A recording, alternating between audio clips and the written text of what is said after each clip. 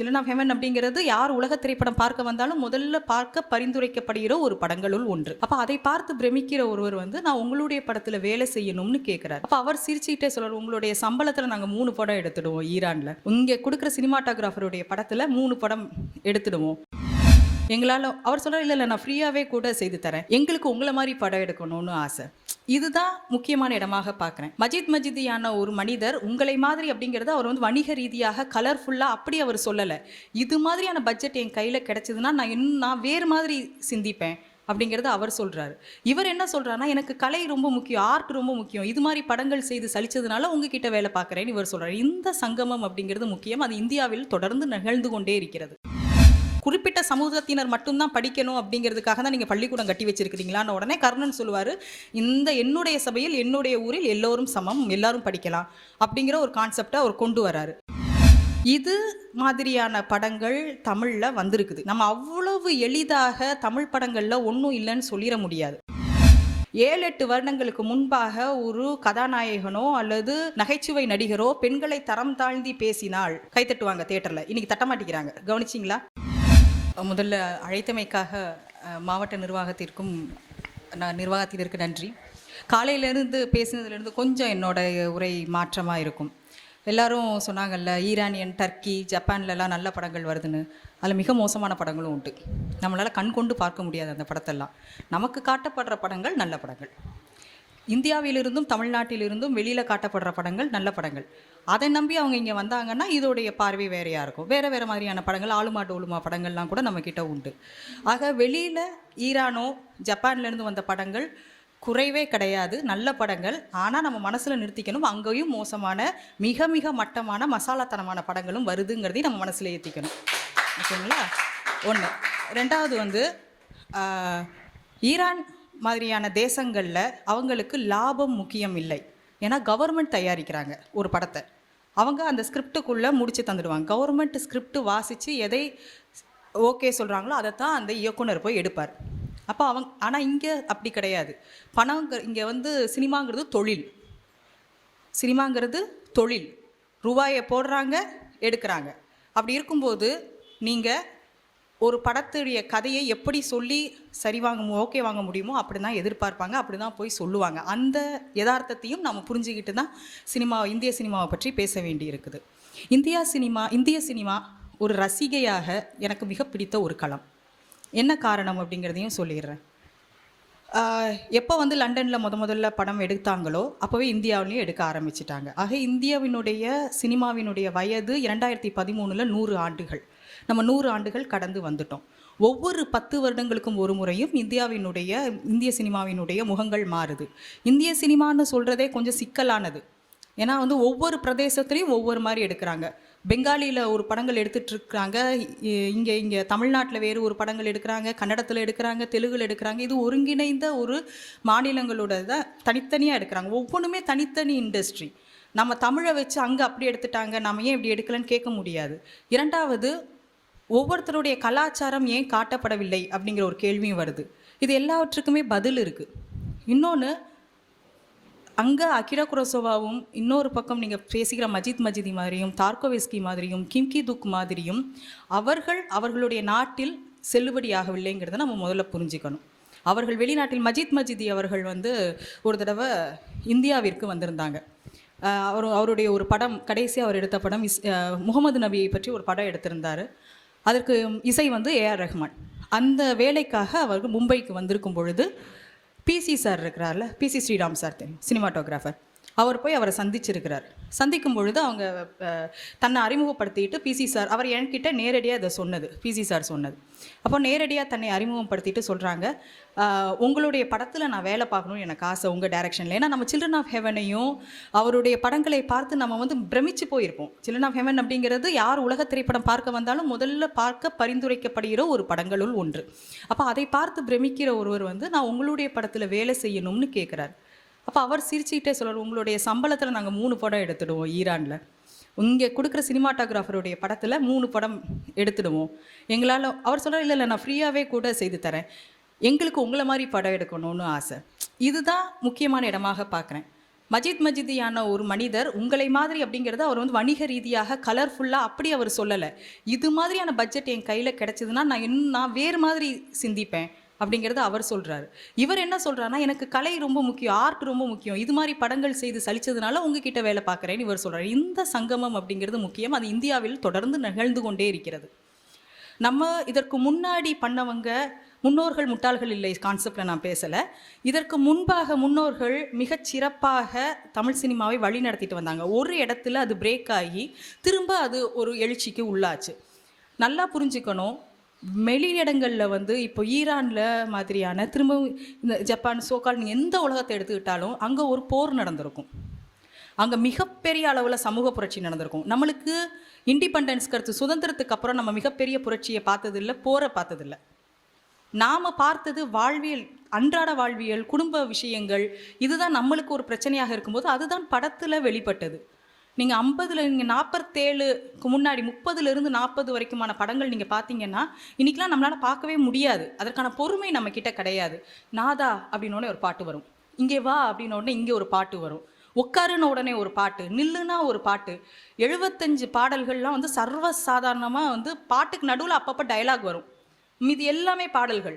அதிலிருந்து கம்மியாகி குறைந்து குறைந்து குறைந்து இண்டிபெண்டன்ஸ்க்கு அப்புறம், சுதந்திரத்துக்கு அப்புறம் என்னாச்சுன்னா நம்ம வந்து சமூக கருத்துக்களை சொல்லணும் அப்படிங்கிற ஒரு இடத்துக்குள்ள இந்திய சினிமா வந்தது.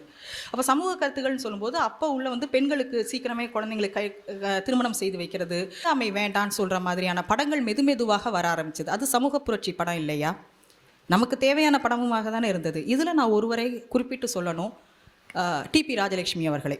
டிபி ராஜலட்சுமி உங்களில் எத்தனை பேருக்கு தெரியும்னு தெரியாது. அவங்க தான் முதல் கதாநாயகி.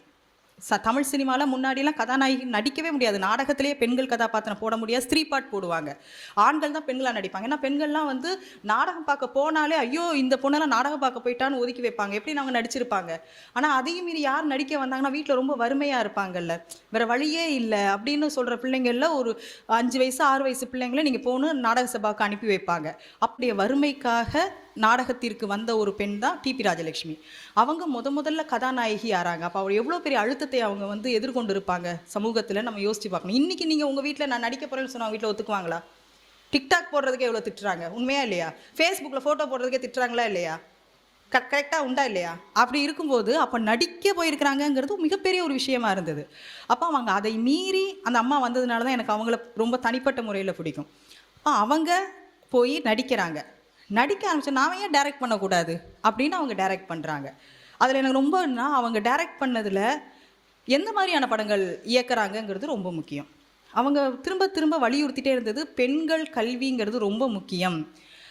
குழந்தைங்களை அப்போ வந்து குழந்தை கர்ப்பத்தில் இருக்கும்போதே பெண்ணுன்னு தெரிஞ்சதுன்னா கர்ப்பத்திலே அழிக்கிற கொடுமையெல்லாம் கூட நடந்திருக்குது. அது மிக பிற்பாடு இப்போ வரைக்குமே நடக்குதுங்கிறதுனால தானே ஸ்கேன் சென்டர்லாம் எழுதி வச்சிருக்கிறாங்க, குழந்தை ஆனா பெண்ணான்னு சொல்ல மாட்டோன்னு. அப்படிப்பட்ட சமூகம் தான் நம்ம சமூகம். அப்போ இன்னும் மோசமாக இருந்த காலத்தில் அவங்க வந்து குழந்தைங்க அப்படிலாம் அழிக்காதீங்க, பெண் குழந்தைங்கள படிக்க வைங்க, அல்லது பெண் குழந்தை பிறந்த உடனே கொண்டுடுவாங்க. அப்போ இதையெல்லாம் எதிர்த்து அவங்க படத்தில் வச்சது மட்டுமல்ல, மிஸ் கமலான்னு ஒரு படம் எடுக்கிறாங்க. ஒரு பெண் குழந்தைய தத்தெடுக்கிறாங்க. அது எவ்வளோ முக்கியமானது. நீங்கள் படத்தில் அவங்க காட்டினது மட்டும் இல்லை, ஒரு இயக்குனராக ஒரு குழந்தையை தத்தெடுக்கிறாங்க. நான் ஒரு உதாரணமாக மாறுறாங்க. அந்த குழந்தைக்கு கமலான்னு பேர் வைக்கிறாங்க. இப்படி ஒரு பெண் இயக்குனர் நம்மக்கிட்ட இருந்திருக்கிறாங்க. அதற்கு பிறகு வந்த ஒவ்வொருத்தருமே, அதுக்கப்புறம் கே சுப்பிரமணியன் வந்தார். கே சுப்பிரமணியனுடைய படங்கள் பார்த்தீங்கன்னாலும் திரும்ப அவர் அந்த விடுதலை பற்றி, காந்திய வழியில் போகிறது, இது மாதிரியான படங்கள் எடுத்தாங்க. மெதுவாக அது எல்லாமே ஒரு கட்டத்தில் அந்த கொள்கைகள் எல்லாமே ஒரு 55 60களில் வந்து மாறி இப்போது என்ன ஆகுதுன்னா ஒரு 60களில் குடும்ப விஷயங்கள், குடும்ப பாங்கான படங்கள், குடும்பத்தில் உள்ள அப்பமும் நிறைய பெண்களை மையப்படுத்திய கதாபாத்திரங்கள். KS கோபாலகிருஷ்ணன் படங்கள்லாம் பார்த்தீங்கன்னா பெண்களை மையப்படுத்தின கதைகளாக இருக்கும். அது ரொம்ப வலுவாக வந்தது. அதற்கு பிறகு 70களில் வந்து 70களுடைய பிற்பகுதியில் கொஞ்சம் தேக்கம் வந்தது. அதுக்கு முன்னாடி நல்ல இயக்குனர்கள், நான் வந்து சில இயக்குனர்கள்லாம் இன்றைக்கி அவர்களுடைய படங்களை மொத்தமாக பார்க்கும் பொழுது, நம்ம எவ்வளவு படங்கள் வெளியில் பார்த்துட்டும் திருப்பி நம்மளுடைய தமிழ் படங்களை பார்க்கும் பொழுது ரொம்ப ஆச்சரியமாக இருக்குது. அவர்கள் மேலே மிகப்பெரிய மதிப்பு வருது. நான் அதில் வந்துட்டு PR பந்துலு அவர்களே, நான் எங்கே போனாலும் நான் அவரை வந்து குறிப்பிட்டு சொல்லிக்கிட்டே இருப்பேன். ஏன் PR பந்துலு அவர்களை சொல்கிறேன் அப்படின்னா, அவருடைய படங்களில் தொடர்ந்து நீங்கள் தனித்தனியாக பார்த்தா நீங்கள் கோர்க்க முடியாது. ஆனால் அவருடைய படங்களில் மொத்தமாக நீங்கள் பார்க்கும்பொழுது இன்றைக்கு நாம் சொல்ல தயங்குகிற அத்தனை சமூக கருத்துக்களையும் அவருடைய படத்தில் வச்சுருப்பார். அவருடைய வசனங்கள்ல இருக்கும். வெவ்வேறு ஆட்கள் வசனம் எழுதினாலும் கூட அவர் இயக்குனராக இருக்கிற பட்சத்தில் இந்த கதையை தான் நான் சொல்லுவேன், இதைத்தான் சொல்லுவேன்னு அவர் வந்து ஒவ்வொரு படத்துலையும், அந்த படத்தில் எம்ஜிஆர் நடிச்சிருப்பார், அந்த படத்தில் சிவாஜி நடிச்சிருப்பார், எந்த நடிகர் நடித்தாலும் சரி அவர் தான் சொல்ல வந்த கருத்தை சரியாக சொல்லுவார். பிஆர் பந்துலு யார் அப்படிங்கிறவங்களுக்கு வஉசி எடுத்தவர் தான் பிஆர் பந்துலு. வஉசி சிதம்பரனார் படம் கேள்விப்பட்டிருப்பீங்க. கர்ணன் படம், பழைய கர்ணன் படம் கேள்விப்பட்டிருக்கீங்களா? அதை எடுத்தவர்.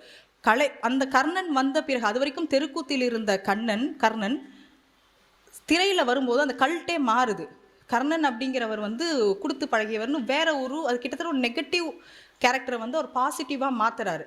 அதில் ரொம்ப அற்புதமாக அவர் பண்ணியிருப்பாரு. நீங்கள் டைட்டில் கார்டு பார்த்தீங்கன்னா, ஒடுக்கப்பட்டவர்களுக்கும் அனாதையாக இருக்கிறவர்களுக்கும் இந்த படம் சமர்ப்பணம் அப்படின்னு அதில் எழுதியிருப்பார்.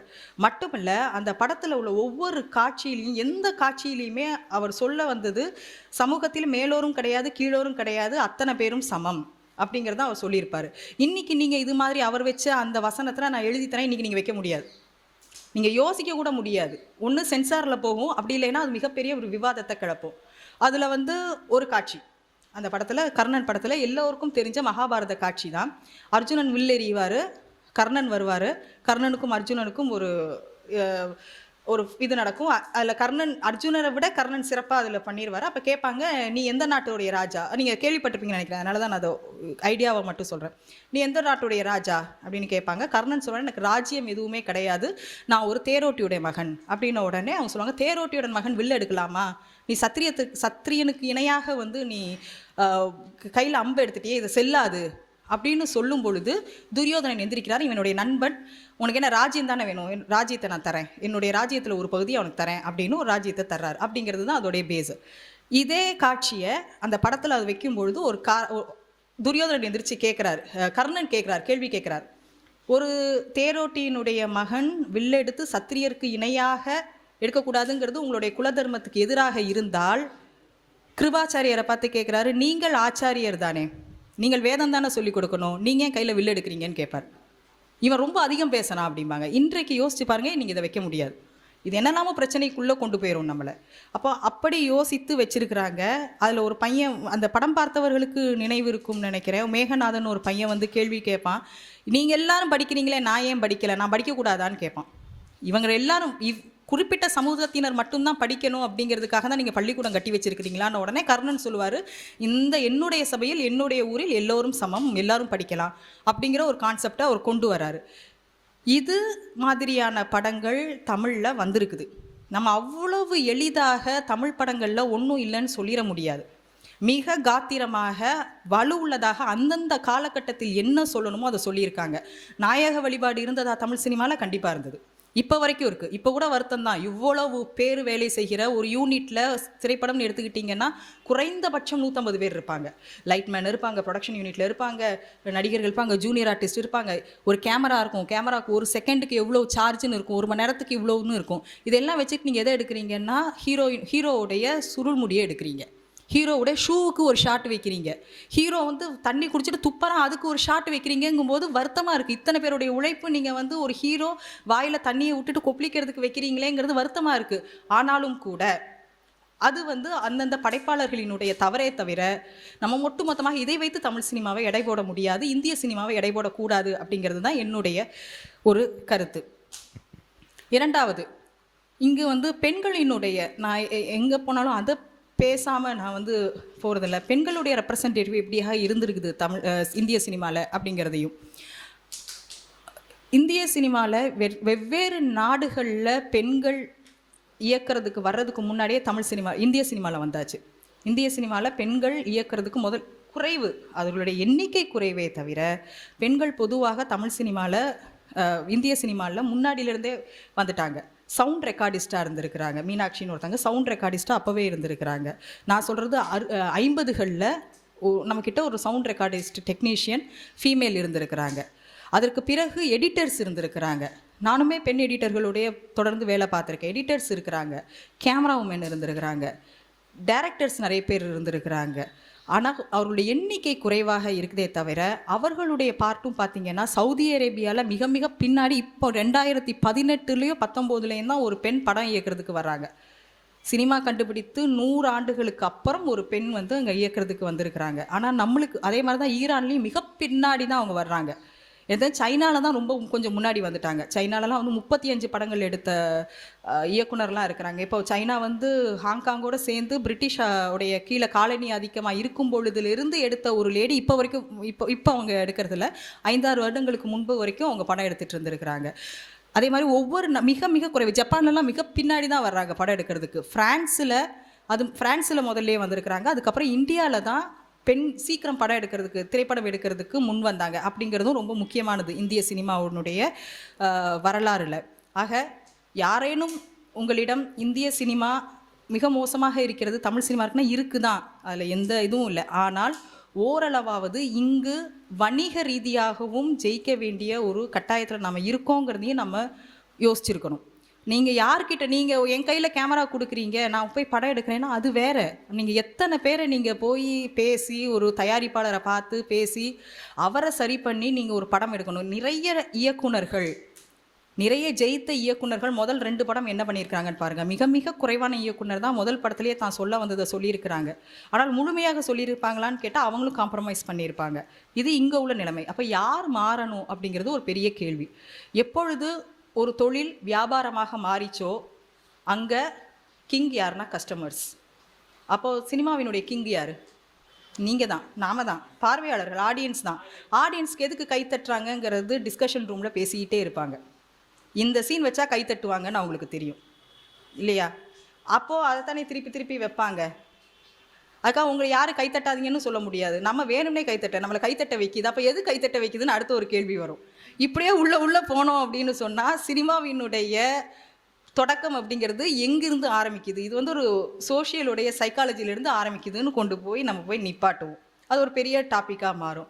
ஆக எந்த படமும் நீங்கள் நம்மளுடைய ரசனையை மாற்றிக்கொள்வது மூலம் நீங்கள் 4 இடத்துல ரிஜெக்ட் பண்ணுங்களேன். நல்லா புரிஞ்சுக்கோங்க. இன்னும் ஒரு விஷயம், முன்னாடின்னு கூட இல்லை, ஒரு 7-8 வருடங்களுக்கு முன்புலேருந்து இப்போ ஒரு பெரிய மாற்றம் நடந்திருக்கு. எனக்கு ரொம்ப மகிழ்ச்சியான ஒரு மாற்றமாக இருக்குது. அது என்ன அப்படின்னா, 7-8 வருடங்களுக்கு முன்பாக ஒரு கதாநாயகனோ அல்லது நகைச்சுவை நடிகரோ பெண்களை தரம் தாழ்ந்தி பேசினால் கைத்தட்டுவாங்க தேட்டரில். இன்றைக்கி தட்ட மாட்டேங்கிறாங்க. கவனிச்சிங்களா? நான் 7 வருஷத்துக்கு முன்னாடி 8 வருஷத்துக்கு முன்னாடி ஒரு படத்தில் போய் உட்காந்துருக்கேன். அவங்க வந்து அந்த பெண்ணை வந்து மிக மோசமாக, அது 2 பேரும் நீங்கள் காட்சியை சொன்ன படத்தை கண்டுபிடிச்சிடுவீங்க. ஒரு பொண்ணு போய்கிட்டே இருக்கும், முன்னாடி ஃபுல்லாக கவர் பண்ணியிருப்பாங்க, வண்டியில் போகும்போது முகத்தை ஃபுல்லாக கவர் பண்ணியிருப்பாங்க. இப்போ பின்னாடியே இன்னொரு ஹீரோவும் அந்த காமெடியனும் வருவாங்க, பின்னாடியே துரத்திட்டே வருவாங்க. அந்த பொண்ணை பார்க்கணும் அவங்களுக்கு. அந்த பொண்ணை பார்த்த உடனே இந்த மூஞ்சியா அப்படின்னு காரி துப்பலாம் போல் இருக்குன்னு ஒரு வார்த்தை வரும். அது நீங்கள் தெரிஞ்சிருக்கோம் என்ன படம்னு. இது மிகப்பெரிய கொந்தளிப்பை அப்போ ஏற்படுத்திச்சு. நிறைய அதுக்கு வந்து எதிர்ப்பு அங்கங்கே வர ஆரம்பிச்சது. இது மாதிரி 2-3 இடத்துல வைக்கும்போது எதிர்ப்பு வந்த உடனே அப்படியே நிப்பாட்டாங்க. இப்போது ஒரு படத்தில் நீங்கள் அப்படி ஒரு காட்சியை நினைக்கவே முடியாது, எதிர்ப்பு வரும்னு தெரியும். ஆக நாம் எதற்கு எதிர்க்கிறோன்னு தெரிஞ்சு அங்கேருந்து ரியாக்ஷன் வரும். நீங்கள் எதுக்கு கைத்தட்டுறீங்கன்னு தெரிஞ்சு அதுக்கு படம் வரும். நாம் எதை எதிர்க்கிறோமோ அது நிப்பாட்டப்படும். ஆக நம்மளுடைய கையிலும் இருக்குது. என்ன இருக்குது? ரசனை இருக்குது, சினிமாவை பார்க்குற தன்மை இருக்குது. நாம் இங்கே மாறினா அங்கே ஆட்டோமேட்டிக்காக மாறுவாங்க. அங்கே மிக நல்ல படங்கள் வரும்பொழுது நாம் அதை வரவேற்றோம் அப்படின்னு சொன்னால் அது மாதிரியான படங்கள் நிறைய வரும். நிறைய படங்கள் வருது. சில முயற்சிகள் தொடர்ந்து நடக்குது. இன்னொன்று, எல்லா காட்சியிலையும் எல்லாத்துலேயும் இப்படி வச்சுக்கிட்டே போக முடியாது. சினிமாவில் ஒரு 10 காட்சியில் 2 காட்சி மிக நல்ல காட்சி வந்தது, அதை நம்ம கொண்டாடினோம் அப்படின்னு சொன்னால் அது மாதிரியான கதைகள் திரும்ப திரும்ப வரும். அதுதான் இந்திய சினிமாவினுடைய நிலைமை. நன்றி.